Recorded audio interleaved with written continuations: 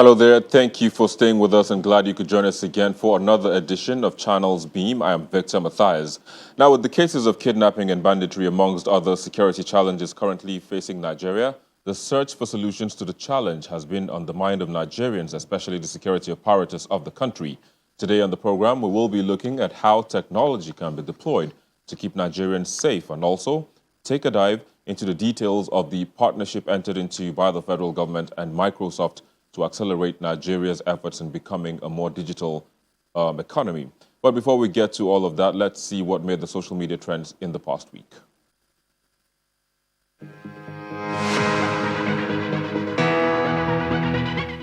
Nigerians on Twitter have reacted to the current development on the kidnap of students from Greenfield University, Kaduna State. The bandits on Monday, May 3rd, threatened to end the lives of the remaining students in their custody if the government or their families refuse to meet their demands of 100 million naira ransom and 10 brand new Honda motorcycles. This, however, has generated intense controversy, with Nigerians pleading with the government to come to the aid of the kidnapped students.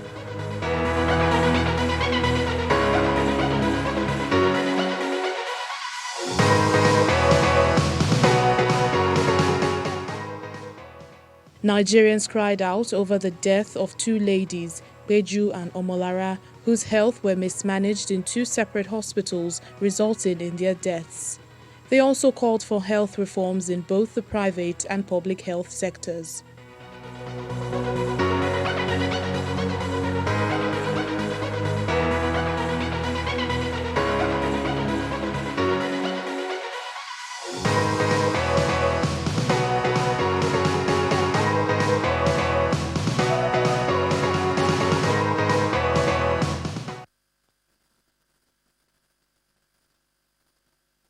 Well, there you go. Those were the trends in the past week, but you can be a part of the conversation. Just tweet at us at Channels TV, at Channels Beam, at Victor_MBIDI, and you can also use the hashtag Channels Beam to, of course, send your comments as well. But joining us now to look at the topic of the day, we have with us Anthony Amadi. He is a tech advisor for Testrogen Hub and a member of Youth Voices Ambassadors. It's a pleasure to have you on the program. You join us via Zoom from Reading in the UK.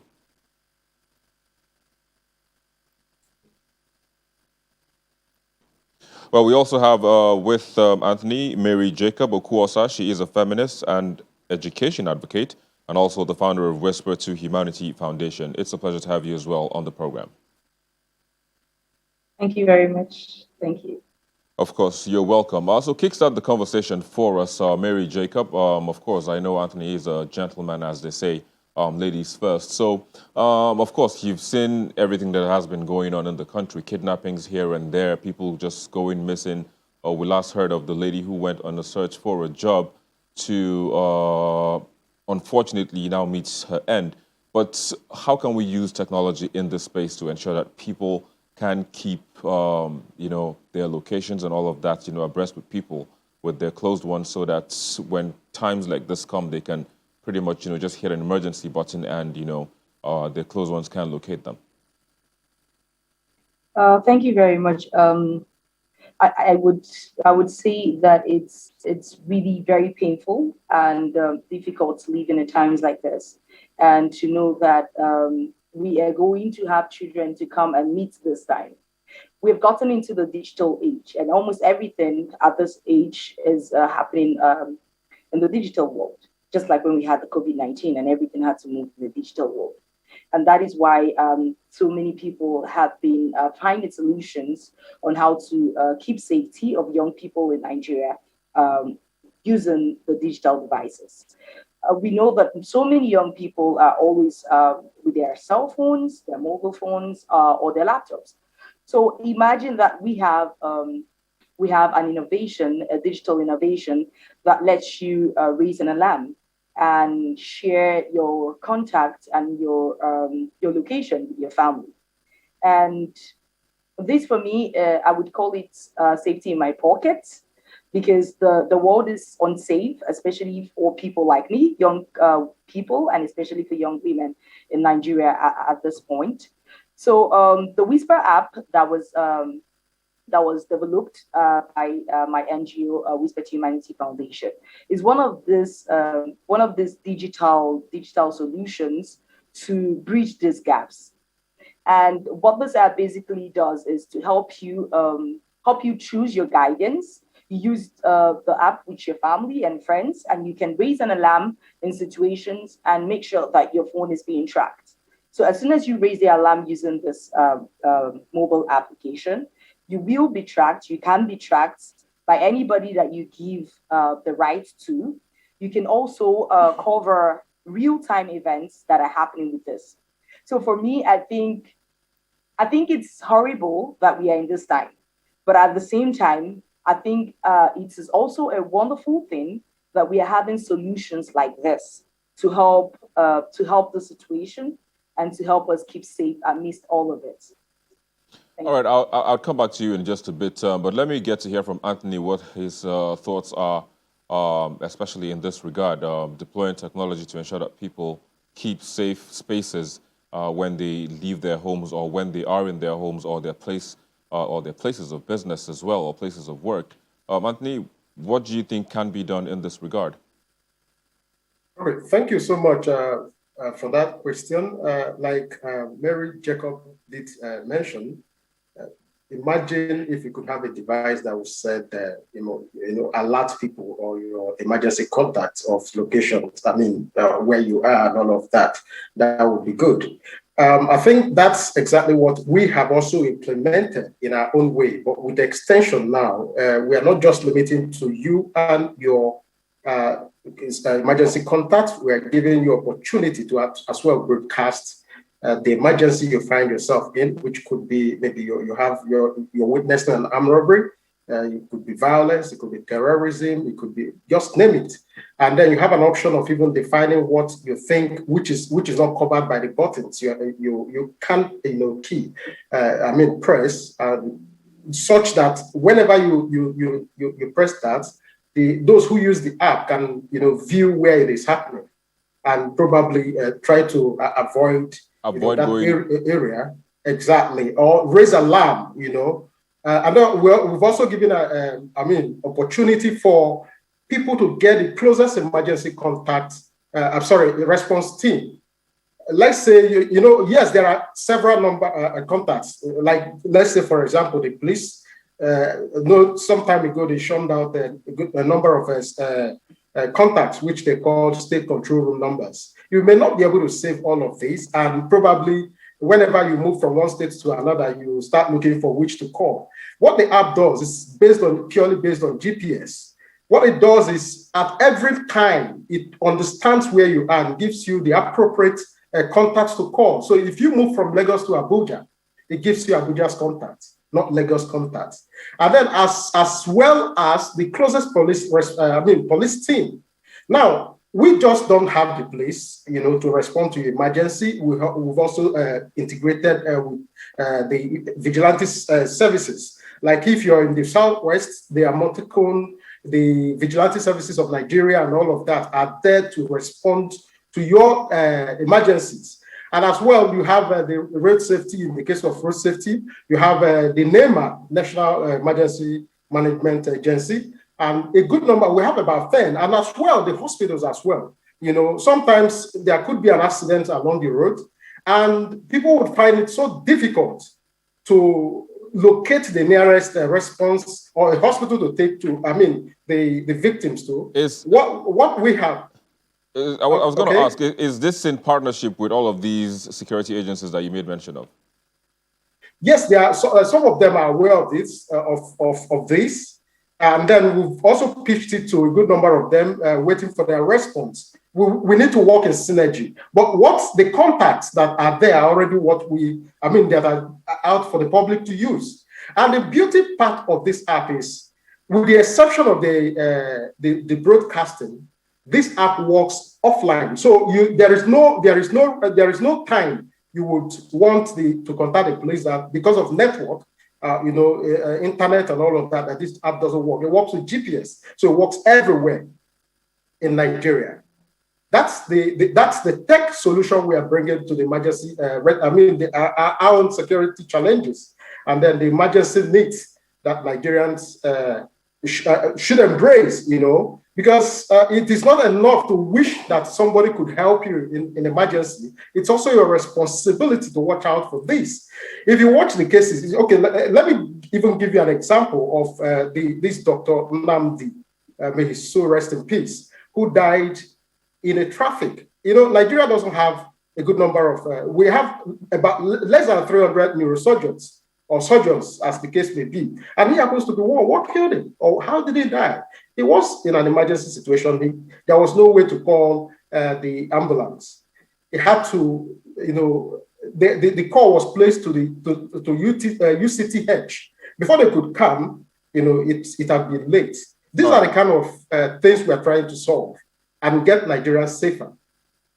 Thank you. All right, Mary Jacob, let me come back to you now. So one of the key things that people might look into, when trying to, get used or use any technology that is available in the country, connectivity is a problem. Cost of data is a problem. How do we get around all of these things when we are in such situations at the moment? Okay, thank you very much. And I must applaud all of Anthony Amadi mentioned, and I would also say that in this situation, it takes us to going beyond just finding solutions. It takes us to sustainability plans on how to hold this. And if we want to bring solutions for people, for Nigerians, we'd also note the fact that more Nigerians are living in poverty at this time. So we would also give things that are way more available. Just like Anthony mentioned, the Whisper app that I mentioned as well has the ample spot feature. So if you are in a new location, it enables you search for harmful locations and helps you avoid these locations. And you can search for the harmful spot locations and keep out of this location, even when you're not online. Okay, and we also have the Whisper to Humanity community, the Whisper community that helps you connect with all the young women in Nigeria.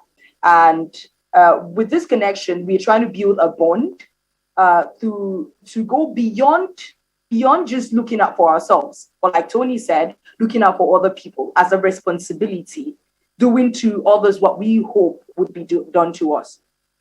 So with the issue of low data, I think some of these features that we have been talking about, some of these features that relate to the harmful spot feature, the sex offenders feature, that you can look at those things beforehand, and you can use some of those features offline, and you can raise alarm.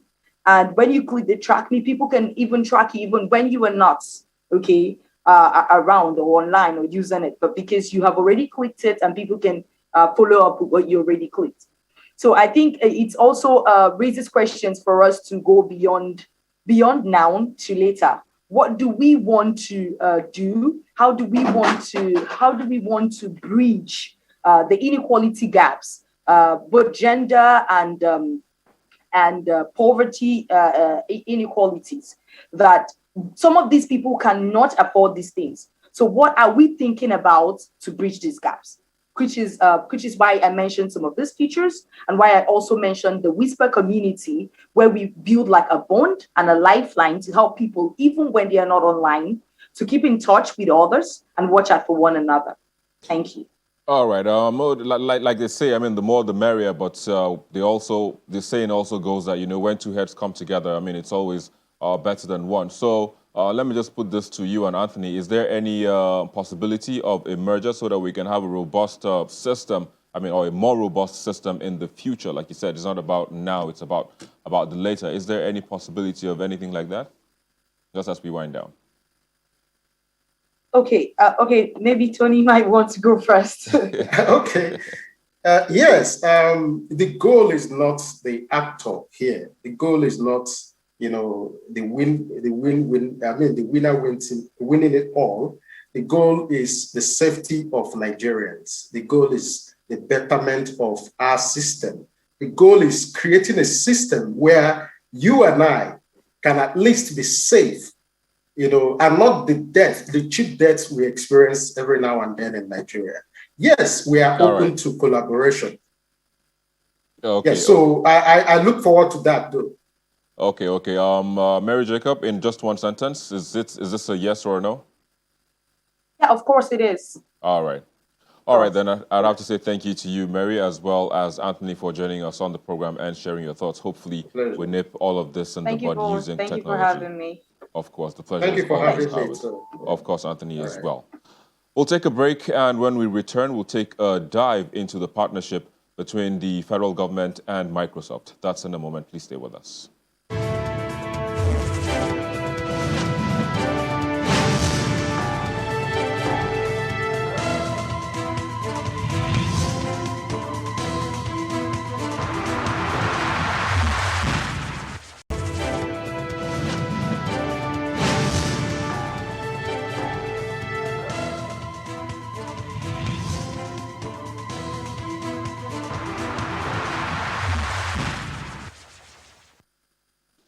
Well, Microsoft announced that it is partnering with the government of Nigeria to accelerate the nation's efforts in becoming a more digital economy.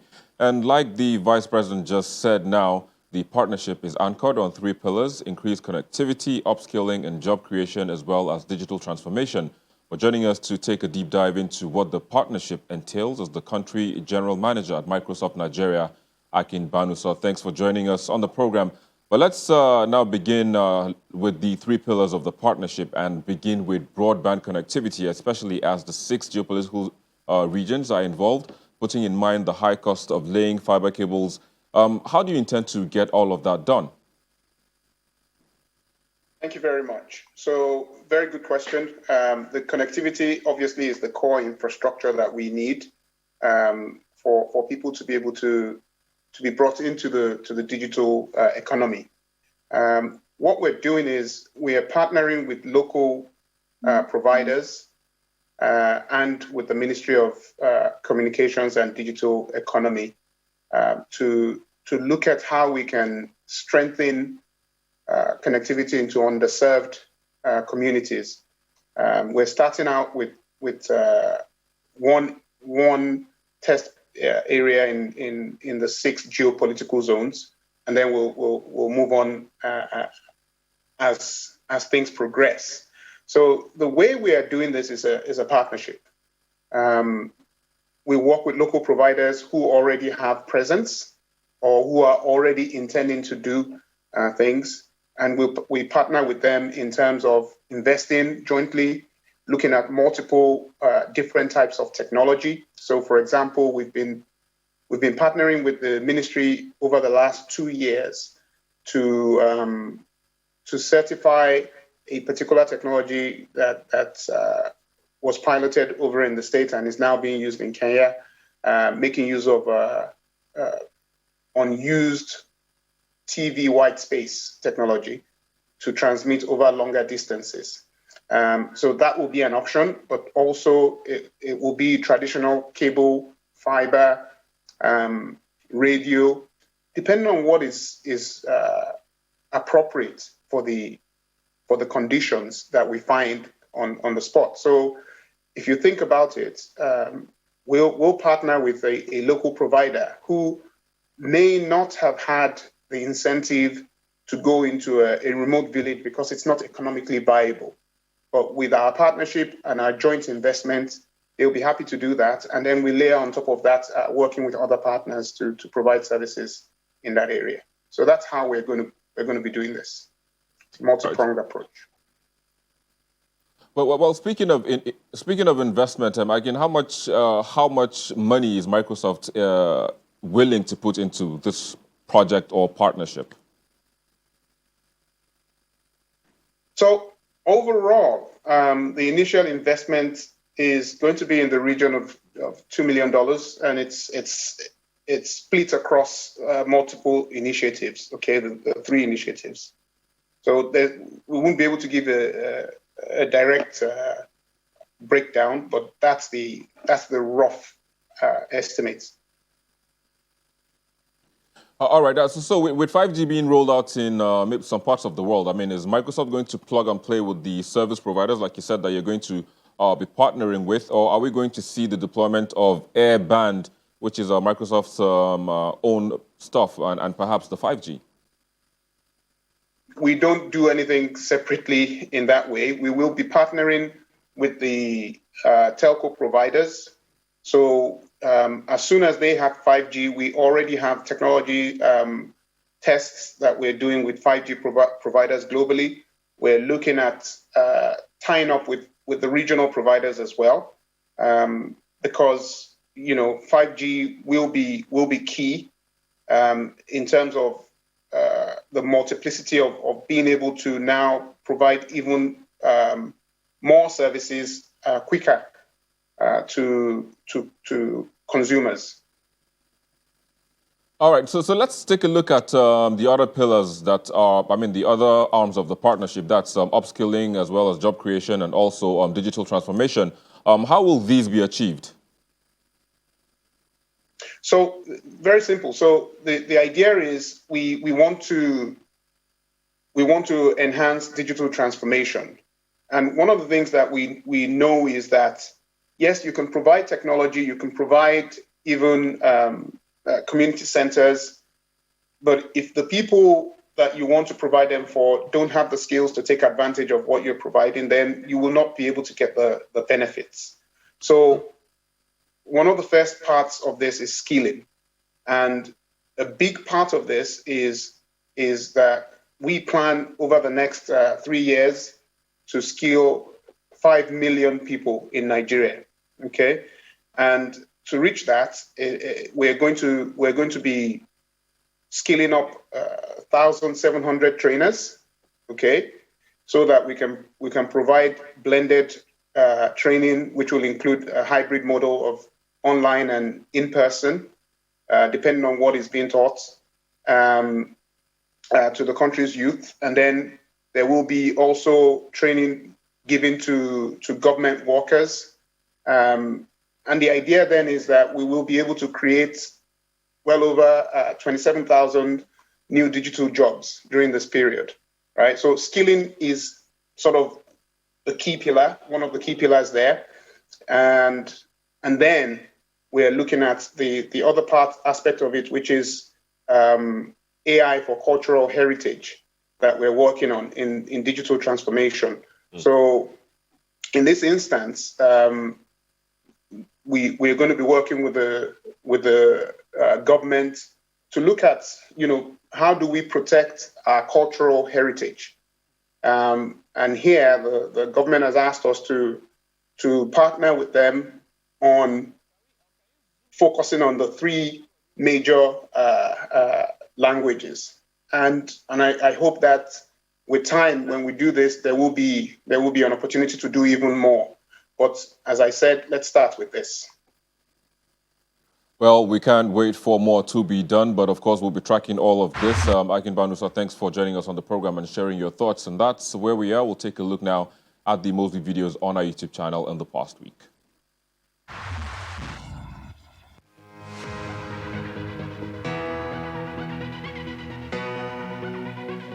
Former Minister of Aviation, Osita Chidoka, claiming that there is no such thing as devolution of power during the platform, kicks off this week's most viewed videos in 5th place. Which local government have a website where you can see the budget of the local government or the expenditure from the local government? This is just a scam. There is no such thing as devolution. It's a scam. Maintaining 4th spot for the 2nd week running is a claim by Rivers State Governor Nyesom Wike that federal government is not concerned about the state of security in the country. Nigeria is bleeding because the government that promised us security has failed. So it's an opportunity for Nigerians.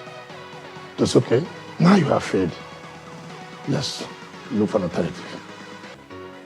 In 3rd place is a debate between members of the PDP and APC over the 2023 elections and insecurity in Nigeria. The people who wants to use security as a means of electioneering and edging out those in power for them to come back there, what do they govern when there's no Nigeria? There is need for reorientation, and we must find true Nigerian patriots that will love this country, not love for themselves. Falling in one spot to second is the allegation by Governor of Benue State, Samuel Otom, that the president is working for Fulanis. We are being overstretched, and this is not acceptable. The body language, the action and inaction of Mr. President shows that he's only the president of Fulani people. While moving one spot on the ladder to first place is the arrival of the first flight to the Anambra airport.